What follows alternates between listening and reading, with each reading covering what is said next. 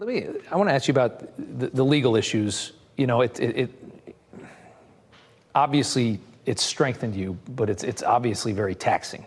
It's also very expensive to go through something like this. Well, What that are your was lawyers the saying? reason. What are your lawyers saying at this Well, point? they Do you think you'll be convicted of a crime this year? Look, this was warfare and lawfare, or whatever they call it, many different things. There's many different names. Basically, it's cheating. Yeah. They have the DOJ, and we're talking about DAs and attorney generals in cities and states. I have 8 cases, all nonsense. But I'm in the middle of a very Democrat area, radical left areas. I mean, we have Washington, D.C., where I call for a federalization. We have to take over. One of my great people was just killed, carjacking, who was one of the finest people you'll ever meet. He's sitting in his car, and they shot him and took his car. And he just died yesterday, yes.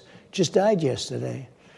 His family is so you've never seen. His family is so devastated.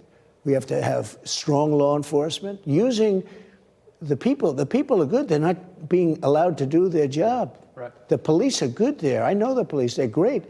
The Capitol Police, but they're not being allowed to do their job. Yeah. Washington, D.C. is a disaster. We have to clean it up, fix it up, take the graffiti off the beautiful marble columns. Graffiti all over the place. The roads are filthy, dirty. The medians and the asphalt is rotted out. The medians are falling down into the road. Right.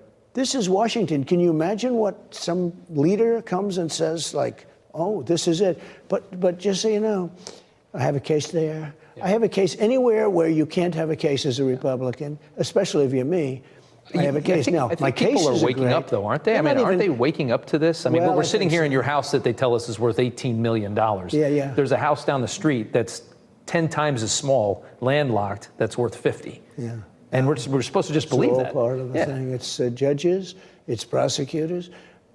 And yet, I will tell you, the people, I don't believe, like you've seen my poll numbers are the best we've ever had. We're killing Biden in so many different ways.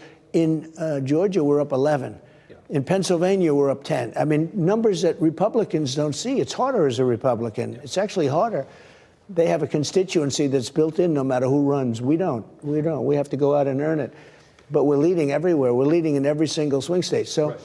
The one thing I will say, and I think you would probably admit that this is true, I don't believe, normally this would be very bad, but I don't believe that from a voting standpoint, it's probably been incredible because these numbers are legendary numbers. We haven't seen a Republican leading. I mean, let's talk about the presidential race. I mean, when you have a Republican leading in an NBC poll, right. You know, or in I mean, I think there's a Harvard-Harris poll. I mean, you have, these are very traditionally liberal polls. Usually if you're within a few points, it looks like the Republican's going to win. You're leading in these polls. You never lead, and you're leading by a lot.